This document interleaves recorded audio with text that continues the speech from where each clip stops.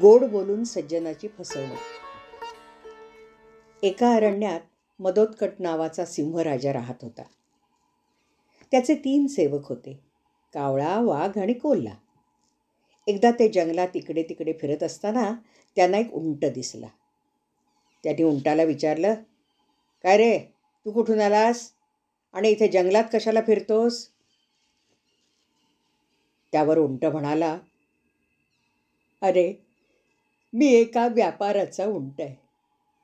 माल उंटाच्या पाठीवर लादून तो गावोगावी धान्य विकत फिरतो. माझ्या तांड्यातला हा मी शेवटचा उंट. बाकी तांडा पुढे गेला, पण मी वाट चुकलो. म्हणून इकडे तिकडे फिरून आसरा शोधतोय. मग कावळा, वाघ आणि कोल्हा हे एकमतानं राजा सिंहाकडे उंटाला घेऊन गेले. उंट घाबरला होता, पण राजा सिंहानं त्याला अभय दिलं. तो म्हणाला, अरे उंटा, घाबरू नकोस. इथे जंगलात निश्चिंतपणे राहा. आणि आजपासून तुझं नाव चित्रकर्ण उंट. मग वाघ, कावळा आणि कोल्हा यांच्याबरोबर चित्रकर्ण उंट जंगलात राहू लागला. मदोदकट सिंह राजा म्हातारा झाला होता. एके वर्षी अतिवृष्टी झाली. जंगलात खाण्यासाठी प्राणी मिळेनात. सगळेजण उपाशी होते, भुकेने व्याकुळ झालेले होते. उंट मात्र निवांतपणे गवत खाऊन चांगला लठ्ठमुठ्ठ झाला होता. तेव्हा कावळा, वाघ आणि कोल्हा एकत्र जमले. त्यांनी विचार केला की या लठ्ठमुठ्ठ गुबगुबीत उंटाला सिंहाने मारलं तर आपल्यालाही खायला मिळेल. तसाच काहीतरी गुप्तबेत केल्याशिवाय ते शक्य नव्हतं. वाघ म्हणाला, सिंहानं उंटाला अभयदान दिलंय, तेव्हा सिंह त्याला कसा मारील? कावळा म्हणाला, आता सिंह राजा सुद्धा उपाशी आहे, भुकेने व्याकुळ झालाय. अरे म्हणतात ना, भुकेने व्याकुळ झालेली नागिण आपलंच अंड खाते. हो, भुकेने कळवळलेला माणूस निर्दय होतो. हे धर्म अधर्माचा विचार करत बसत नाही. कावळ्याने म्हटलेलं इतरांना पटलं. ते तिघे सिंहराजाकडे गेले. सिंह भुकेने निपचित पडला होता. त्यानं विचारलं, काही शिकार वगैरे मिळाली का? नाही महाराज, काही नाही मिळालं, कोल्हा म्हणाला. सिंहाने पुन्हा विचारलं, आता काहीतरी खायला मिळालं नाही तर नक्कीच मरण येणार.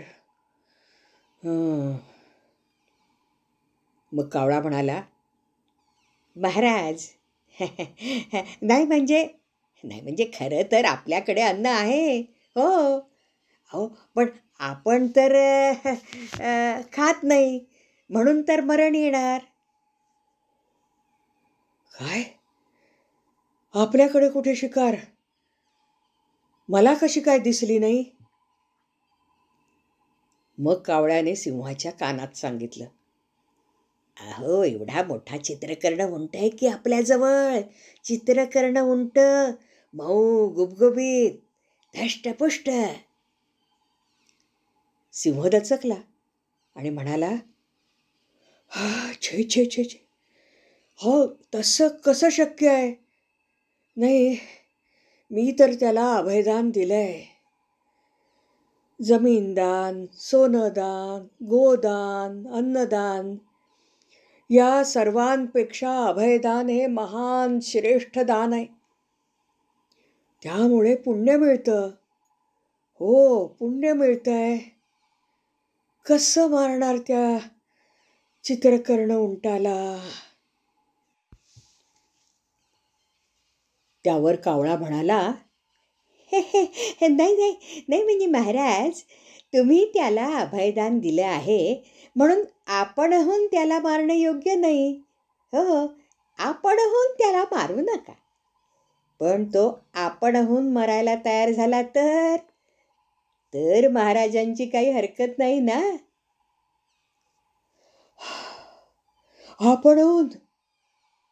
हां, मग मग भुकेने अशक्त झालेला सिंह राजा गप्पच बसला. तेव्हा त्याची संमती आहे असं समजून त्या तिघांनी एक बेत केला. सगळेजण चित्रकर्ण उंटाला घेऊन सिंहराजाकडे गेले. मग कावळा सिंहाला म्हणाला, महाराज, प्रयत्न करून सुद्धा आपल्याला भोजन मिळालं नाही, तेव्हा आपण मला खाऊन आपली भूक भागवावी. हो, मला खाऊन भूक भागवावी. कारण राजा हा प्रजेचं मूळ आहे. राजाच नसेल तर प्रजा सुरक्षित राहू शकत नाही. माझं मांस खाऊन तुम्ही जगलं पाहिजे. हो, माझं मांस तुम्ही खा. त्यावर सिंहराजा म्हणाला, नाही नाही नाही नाही, तुला मारण्यापेक्षा माझे प्राण गेले तरी हरकत नाही. मग कोल्हा म्हणाला, महाराज, मला तरी मारून खा. हो हो, मला मारून खाच. माझा देह सत्कारणी लागेल. सिंहाने पुन्हा ते नाकारलं. मग वाघ म्हणाला, महाराज, निदान माझं तरी मांस खाऊन तुम्ही जीव वाचवाच. मी तुमचा सेवक आहे, मी तुमचा सेवक आहे. सिंह पुन्हा म्हणाला, नाही नाही नाही, ते शक्य नाही. हे सर्व चित्रकर्ण उंट ऐकत होता. त्याला वाटलं, आता आपणही सिंहासाठी प्राण देण्याची तयारी दाखवायला हवी. कारण सिंह आपल्या सेवकांना कधी खात नाही आणि मला तर त्यांनी अभयदान दिलंय. मग चित्रकर्ण उंट म्हणाला, महाराज, मग आपण माझं मांस खाऊन तरी प्राण वाचवाच. त्याच्या तोंडून हे शब्द येता क्षणीच सिंहानं चित्रकर्ण उंटावर झेप घेतली आणि त्याचं पोट फाडलं. मग सिंह, वाघ, कोल्हा आणि कावळा यांनी चित्रकर्णाचं मांस खाऊन आपले प्राण वाचवले. म्हणूनच असं म्हणतात, सज्जन व्यक्ती दुष्टाच्या गोड बोलण्याला फसते.